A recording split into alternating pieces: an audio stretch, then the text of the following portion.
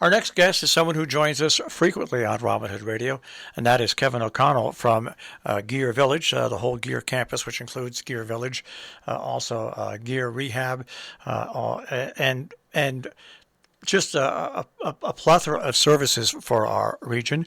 And Kevin, good morning. Thanks for joining us this morning. Hi, good morning, Marshall. Thanks for having me. What Kevin is going to do here this morning is, as we all know, weeks ago in the Republican American, they had a story about a outbreak of COVID at Geer. And, I think what was great about the story, first of all, Kevin, is that Ruth Epstein presented a story that had a lot of facts in it. As a matter of fact, we put that on the air here.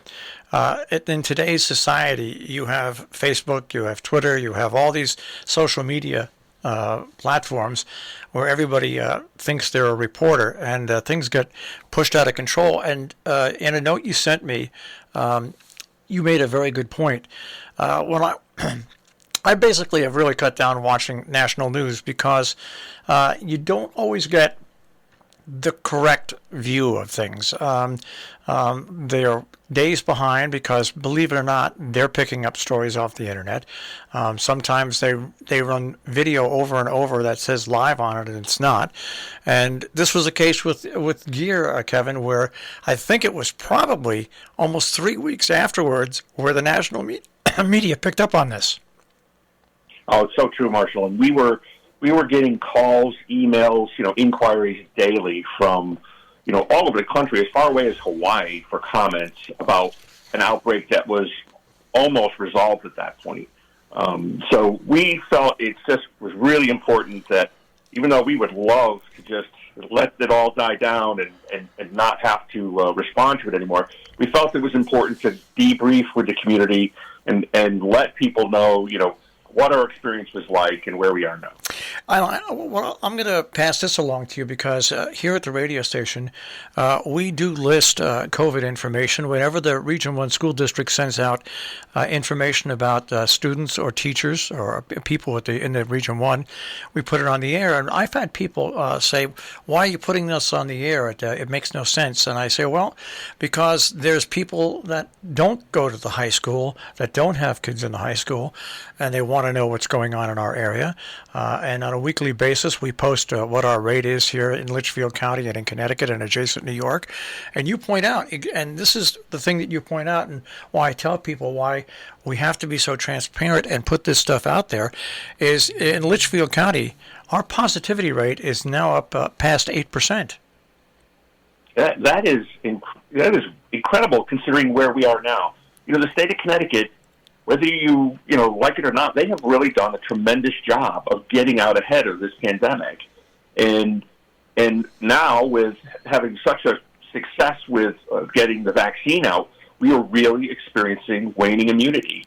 Geer itself, that's why we were in this situation. We were 8-9 months out after having 95% of everyone fully vaccinated. We had booster shots scheduled, and clearly we got hit with the vaccine right in that gap period. And it was significant. We had 67 out of 69 individuals at Geer fully vaccinated, and we still had this outbreak. Well, you go look at it. All it takes is one person, and especially now that there's that they call breakthrough. I won't even call them breakthrough infections now. But one person coming into a facility that tests negative, and all of a sudden they're not negative. That's all it takes for things to break down. And especially now, we know after having spoken with the Department of Epidemiology with the state that we were dealing with a Delta variant, which is highly contagious, and it only takes one lapse in infection control protocol to see that spread. And once it gets loose in a facility of vulnerable people, susceptible people, it's very, very hard to control.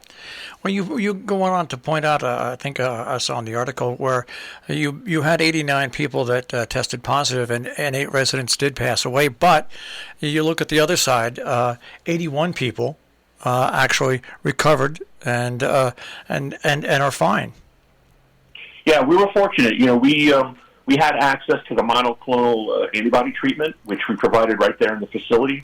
and that went very smoothly, and it did help many people, recover quickly from the virus. But if this had happened back, I don't know, if last year, a year ago, we would have seen dozens potentially pass from this.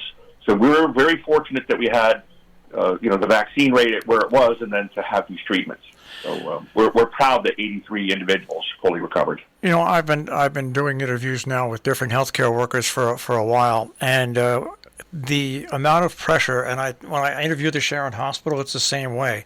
When I speak to Mark Herco, the amount of pressure that anybody who works in a facility like a hospital or a care facility like Geer or any place like that, the amount of pressure these workers around here are put under is amazing. And you, in a note to me, which was amazing, you point out exactly how much pressure these people that work at Geer and other healthcare workers are put on in these circumstances.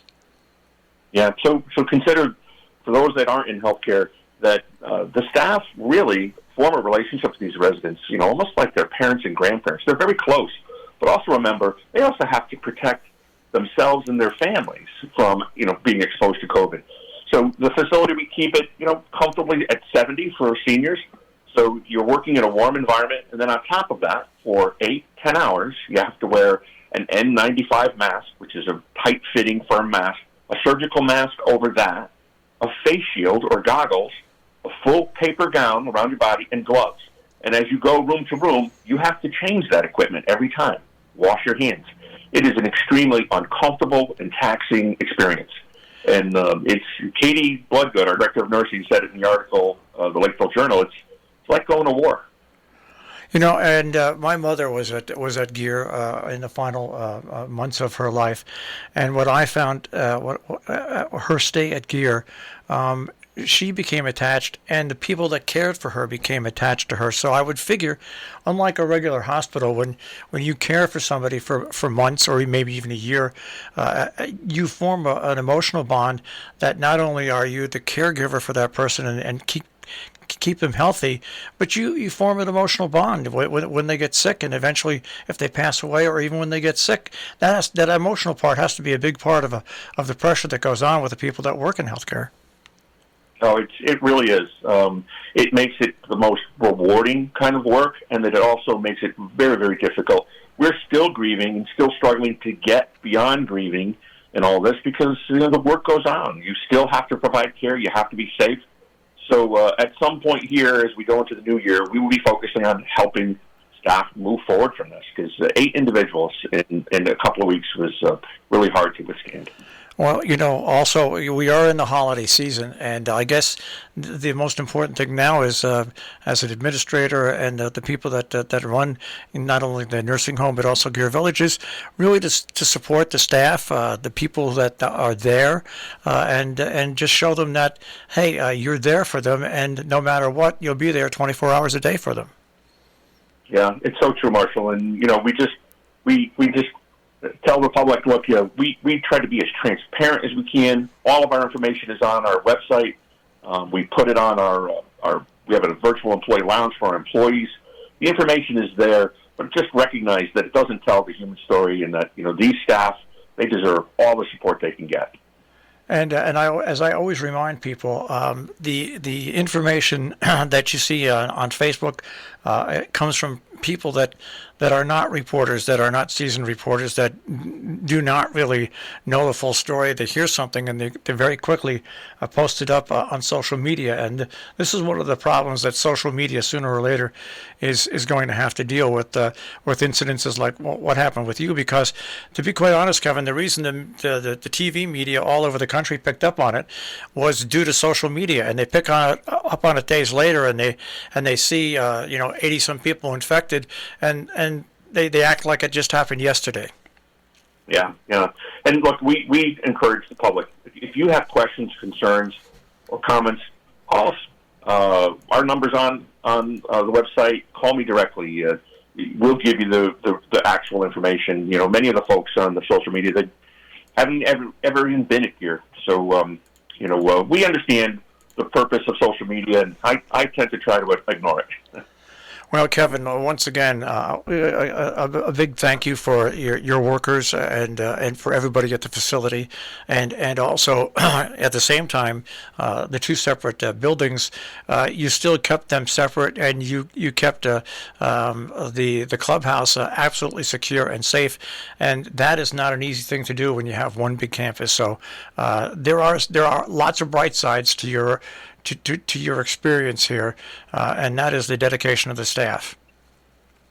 Yeah, they deserve the credit. They are there day in, day out, and we want to support them through the holidays, and to everybody out there, happy holidays, Merry Christmas, stay safe. All right, Kevin, thanks for taking a few minutes and joining us this morning, and happy holidays and Merry Christmas to you.